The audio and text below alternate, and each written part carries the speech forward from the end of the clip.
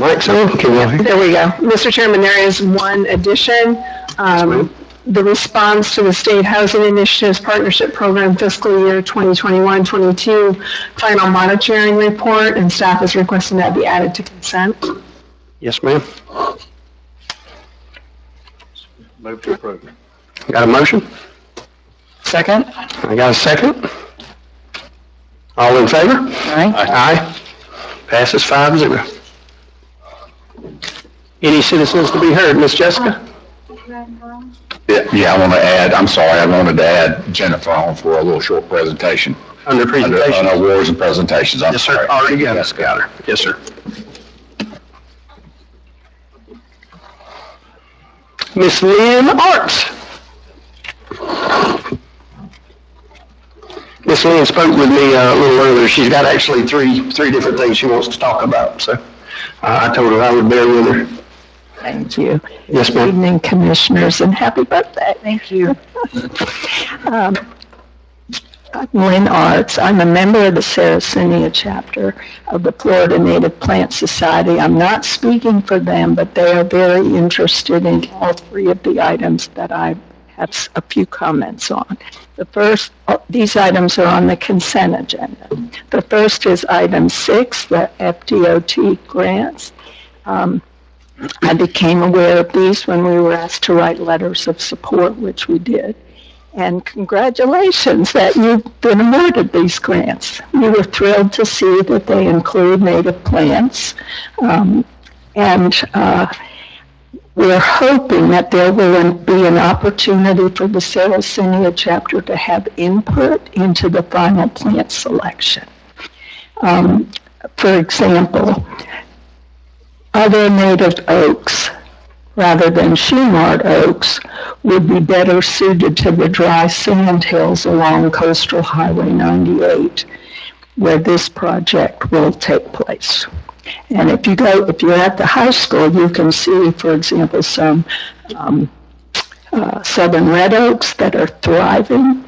And then I planted 3 shoemart oaks in what I thought was a lower moisture area, 2 died. So again, you need to make sure you're choosing the best tree for the site.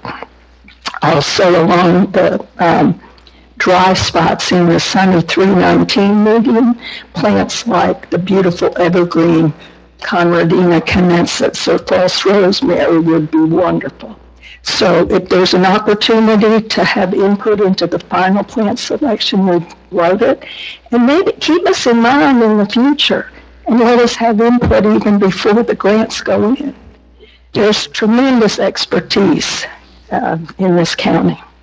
Okay, item 8 has to do with the recreational facilities. And this was actually recommended by a consultant we brought in with a grant around 2010. So like, yay, we're doing it. And I really think this will increase the recreational facilities. I'm hoping it'll help preserve some native trees also. Yes, ma'am. I had a couple questions. I had asked if the naturally vegetated was defined, and it's not, and I think that may need to be thought through. Whoops. You're good. Keep going. Okay. I mean, if we're talking about retaining species, we definitely want to retain native species, but not all the oaks that would normally be fire suppressed. So we don't want water oaks or laurel oaks. We'd actually want to encourage them maybe to remove those and definitely remove any invasive plants. My concern is these areas kind of need to be monitored and maintained, or they'll just grow up into a jungle. So anyway, that's just, we want to preserve the trees, but it's not necessarily that we want it to just go completely wild. And I was wondering if there's an upper limit to the percentage that can be paved or developed, because I could envision some really nice playgrounds and walking paths, but then others that could have a lot of paving for courts and pools and whatever. So especially if you're taking environmentally sensitive land, that seemed like that was an issue, and also whether there are any restrictions on turf grass. Yes, ma'am. Okay, and that brings me to item 9, which is the revised landscape ordinance, and thank you so much to Summer and Brandon for working on this. They've done a great job. It's much stronger. They've increased some of the incentives. They've added some new ones, and that's great. Yes, ma'am. Try to bring it on in. Okay, I am. Yes, ma'am. Okay, the tree credits, though, I don't think you should be giving tree credits for water oaks and laurel oaks. They're excluded for the signature trees, but I would omit them from the tree credits and possibly the survey. The survey itself needs to be rethought, I think. It currently is for trees 10 inches or longer, and any signature trees for which the applicant seeks tree credits. And it really should be a survey for all signature trees, 2 inches, 6 inches, and then they can see how many tree credits they can get. Okay, let's see. The recommended tree list looks good. The shrubs, grasses, and ground cover need some work. So I'd like to try and get some comments to Summer on that. One of them is high risk invasive. So some of those need to be changed. And I'll stop there. Okay, all right. Thank you for Thank you, your ma'am. flexibility. Thank you. All right. Awards and presentations, Ms. Jennifer Nagy. Good evening, Jennifer Nagy, Wakulla County Emergency Management. Slight briefing for you here on updates. So not a lot of change from what you probably heard me talk about earlier. We're still expecting officially probably 1 to 2 inches of snow possible. They have increased those numbers over to our west. So they did tell me, I called and checked in with them, they said we couldn't rule out 2 to 4 inches of snow. But right now it's looking like ours is going to be more what we're seeing now, which is the rain and ice. Unfortunately, we're actually better off with snow versus rain and ice, because the rain and ice we get now, once it drops down below freezing, and I was just looking at the hourly updates, it looks like that's probably going to be 7, 8 o'clock tonight before we hit that 32 degrees, and then it's going to continually drop throughout the night. So we're looking at getting down to between 22 and 24 degrees by tomorrow morning, and then not rising above that until probably noon tomorrow. So that's where our main concerns come in. We know we're going to get rain and ice. We're probably going to get snow. That's going to hard freeze overnight. At that point, we start losing our bridges. So as little as 1/10 of an inch of ice, frozen rain, can freeze your bridges over. We are taking proactive measures. Our road and bridge was out today going ahead and putting sand on our county bridges. DOT, starting yesterday, has put de-icing agent on all of the bridges that are owned or along state roads. They're continually doing that. They're continually monitoring, especially along the interstates in Tallahassee and across the region.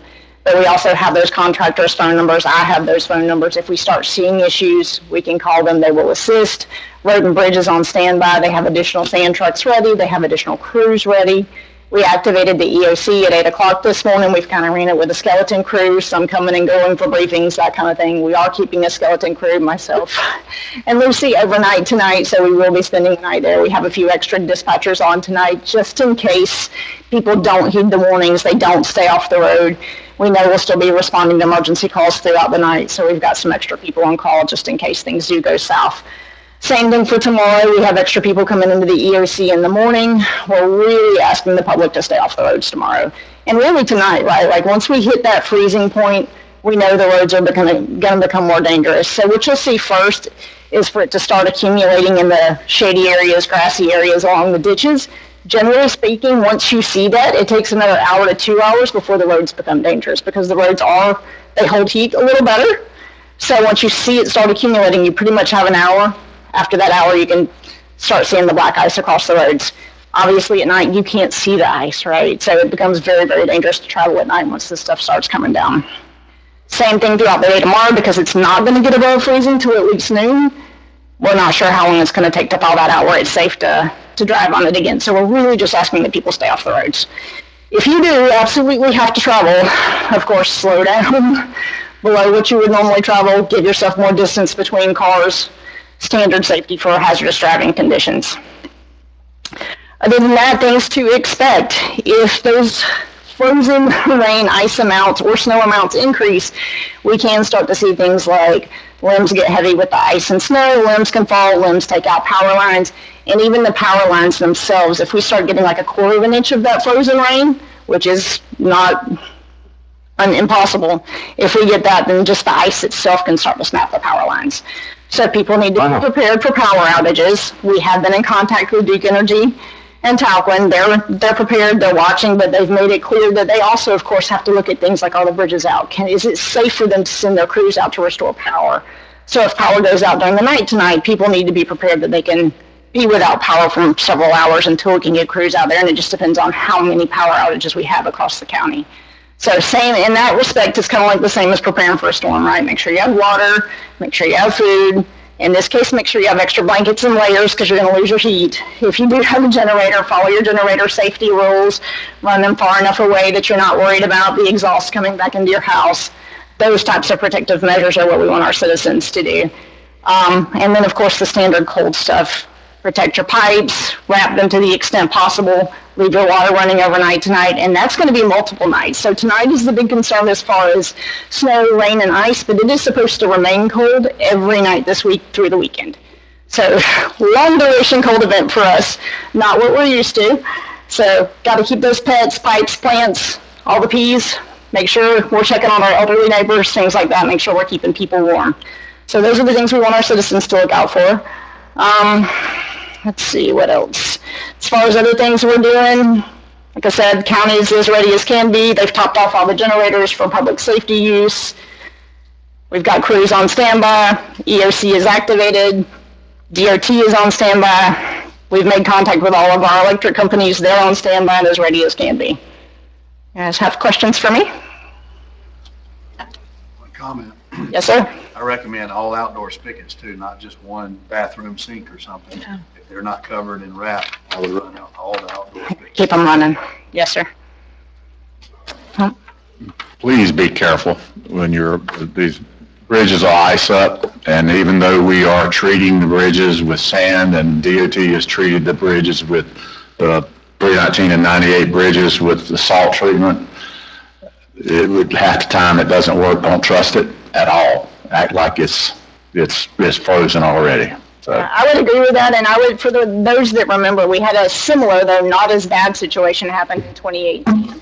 And our bridges all froze over in 2018, and yet the de-icing agent that was on the bridges did not prevent them from freezing over at that point. So that was our experience then, and we did have some issues with people sliding and it causing traffic crashes. So always best to stay off the road. And I would also reiterate that because this one is supposed to be worse, we saw the bridges freeze in 2018. We could see the entire road freeze in this event if we get enough. So that's where I think that people aren't necessarily understanding, because we're used to looking at rainfall amounts, and 1/10 of an inch to 1/4 of an inch of rain doesn't sound like a lot of rain. But if it's 1/10 to 1/4 of an inch of frozen rain, that's enough to freeze your roads and bring power lines down. So we'll be monitoring. Only other thing I can say that we are watching is, as it does thaw out tomorrow, it's not going to get super warm. So if it does not turn out to be enough to dry everything up, depending on how much we do get overnight tonight, there is the possibility of it refreezing tomorrow night, and then we have some issues Thursday morning as well, but we'll monitor that throughout the day tomorrow. We also, commissioners, we're planning on opening our county offices up at 12 tomorrow, assuming, but if it's according to what this does, is whether that really happens or not. Of course. Sheriff's office has followed suit pretty much. They've sent home folks a little early tonight and won't bring them until around lunchtime tomorrow. Right. Schools are closed tomorrow. Right. Mm-hmm. And state offices are closed tomorrow. Thank you for what you do. Yeah. Consent? Motion to approve. Second. A motion, got a second? All in favor? Aye. Aye. Passes 5-0. General business.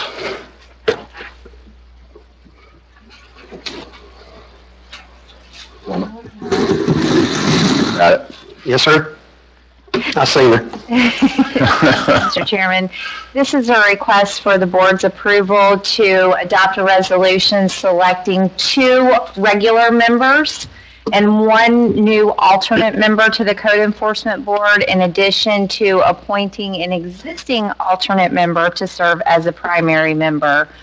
There are 3 applicants who have shown interest in serving on the Code Enforcement Board. Again, staff would just request that you select 2 of those 3 for primary members and 1 as alternate. So I'll make a motion to approve, and tell me if I get this wrong, Summer, because I'm sure you will. Tom Thompson moves from alternate to regular member. Is that correct? Right. And I'm sorry for butchering this name. Aaron Rosmeyer as alternate, Joe Lynn Shira as a member, and Eric Gooch as a member. All right, got a motion? Got a second? All in favor? Aye. Passes 5-0. Planning and zoning. Mr. Brandon. Sorry. Sorry, I was trying to record that vote quick. There was a lot to type. This is an application for a change of zoning, R2417. This is to change zoning from RR1 and actually a down zoning to ag on a parcel of land of about 5 acres located at 345 Ace High Stables Road. If there is any ex parte communications, please disclose them now for the record. Did you receive any ex parte communications regarding the application? None. None. If there's anybody here who's going to provide any information, please stand up to be sworn. Please raise your hand. Do you swear or affirm to tell the truth, the whole truth, and nothing but the truth?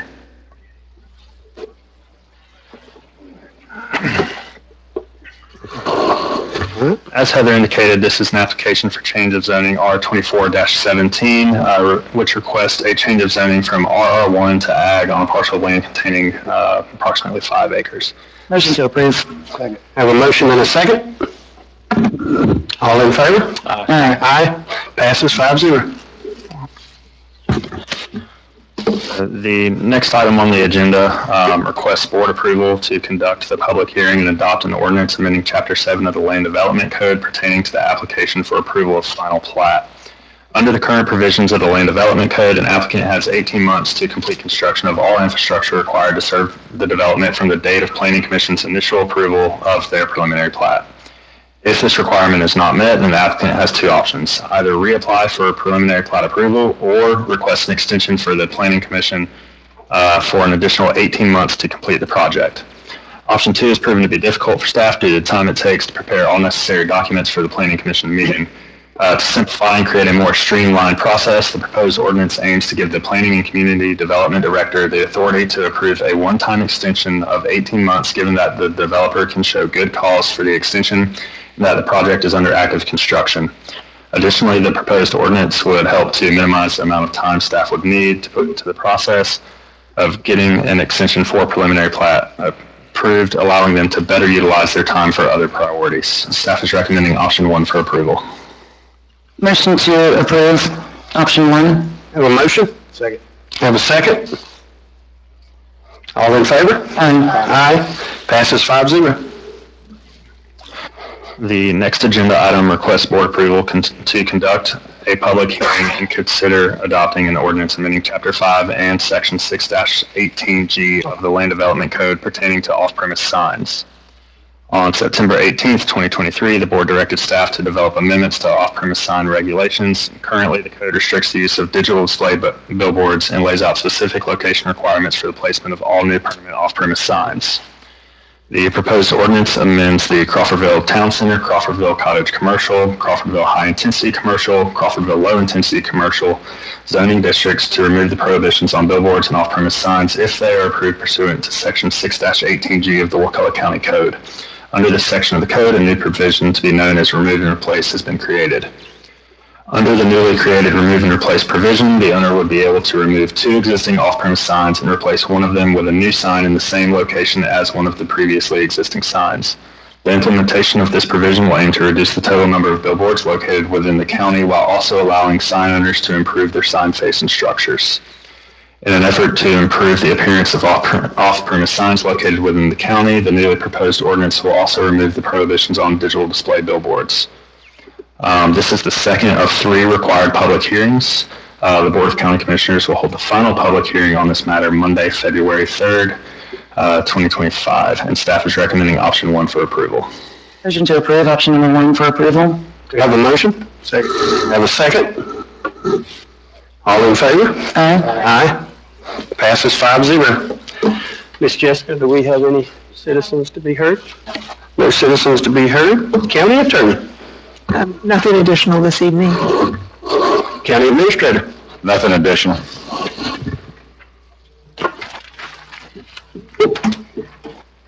Discussion by Commissioners? None. None. I had a question. Hopefully this is where I ask it. Go ahead. In regards to that impact fee study that we're working on, just a couple of things we could possibly include Parks and Rec, looking at Parks and Rec, library, public safety. I don't know exactly what we're including, but that's just something. Parks and Rec has been, it's been quite of an issue. People have been concerned forever, but that's one of them I wanted to bring up and make sure that we look at that. So that's really it. Okay. We'll have input on like the scope of the. Yeah, I wasn't sure. Right. Okay. Yeah. If it gets back, that's right. Got it. Okay. Get ready to, once we get ready We're to. ready? Yeah. Got it. And how it can be, how impact or mobility can be used for, This is the impact Right, yeah. review. okay, but I mean, but how it can be used for, the rec parks and stuff. Right. I believe this is supposed to go on the street this month. And so I'm not sure that there is it's going to be advertised on Thursday. We'll have comments after that to be able to. You guys can always decrease the scope. The way it is we used the one that went out in 2022 that included the language, Commissioner Thomas, we dealt with in 2022 about, do they actually pay their own way? That's my only concern. That is in That's there. I'm good. We knew that. In accordance with the actual charter language that was adopted, the very first task is for the consultant to look at like the population projections, the county CIP, and identify which facilities you may need growth enhancements to that could then be funded by an impact fee or mobility fee. So that is the first task, and then once they identify, and all of those would be on the table, Commissioner Russell. Once they identify which ones may, for example, I think we all know sitting here today, you're not going to need a corrections impact fee because you have more jail space than you would need. So that one would be something the consultant would look at and say, listen, you've got overbuilt jail space, you're not going to need to expand this within the next 4 to 5 years, so we're not going to need to do a study for that, because that's sort of what the charter amendment hits at initially. And then once they have determined what facilities may need to be expanded to accommodate growth, they would then do a study just for those, so that you're not spending a lot of public funds if there's not a need within that immediate planning horizon. And ultimately, you as a board would be able to say, we want to, according to how it works out is, we want to assign those dollars to Parks and Recreation and to this library, whatever those are. Those are things that you guys ultimately will decide. Okay. And Mr. Chair, if I may add, because obviously we can't talk outside of this, just especially for the new commissioners. In my position, I've seen impact fee studies in the past where the purpose of it was to figure out what's the maximum defendable amount that you can charge, and I think that's one piece of the puzzle, but I think an important piece is we look at it and say, are the new homes causing an impact? We know they're causing an impact. Is it a positive impact? Is it a negative impact? Are new homes that are selling at a higher price, are they subsidizing the rest of the county, or are they causing a negative impact? So that's kind of, I think that's an important piece of it before we decide how much or if anything to charge. Also, one of the pieces that we're going to ask about as well is what is, not just take is it the Berber study? Bieber study. Justin? Bieber study, put out by UF to estimate our future population, but we need to dive a little deeper and what do we have, because we don't have that much developable land left. So therefore, that affects, one is what our need is, what is our true need moving forward, but then what is the potential population increase that could pay for that need, and is there a delta there, or would that population increase do that? So, if you can only increase by another 10,000 citizens, I'm just using an example, 10,000 citizens, then it doesn't make sense to spend. You will never make up. You've got a $200 million worth of capital investment that you got to make in something. You can't make that up with that impact fee. So we got to look at it from that standpoint as well as what is left out there, because it's almost like the cart's ahead of the train's already left the building. We've got the majority of our county already has been developed out. And that was my next question, David. So anything that's already developed, approved, or in the process, nothing would be, if you did go with an impact fee, nothing would be retroactive. It would be from that. Oh, it wouldn't be retroactive, no. Yeah. Okay. I've had several citizens ask me about that. All would be up here. Yeah, I'm just letting you, I've had several citizens ask me about that. The impact fee study that we're getting is going to change what we can use the money on for an impact fee? No. No. I just wanted to make sure that everybody understood Yeah, that. everybody knows that's right. It's, The way that the money can be spent doesn't matter. that's right. It's in concrete. That's right, in concrete. That's in state statute. That is not, we don't have any say so in that. Exactly. And as we were talking, only a certain percentage of the money can be used on a certain project. That's right. Randy, you want to tell us the math? Yeah, Randy's done this many times. Yeah. So, Randy's got a bucket for that. absolutely. Absolutely. Mr. Lawhorn? Nothing? I just want to tell everybody to be safe out there tonight, and if you can, please stay off the roads. Please stay off the roads. You'll get on them. Yeah. You need a motion to Need adjourn? a motion to adjourn? Motion to adjourn. Second. All right. Thank y'all. Stay warm.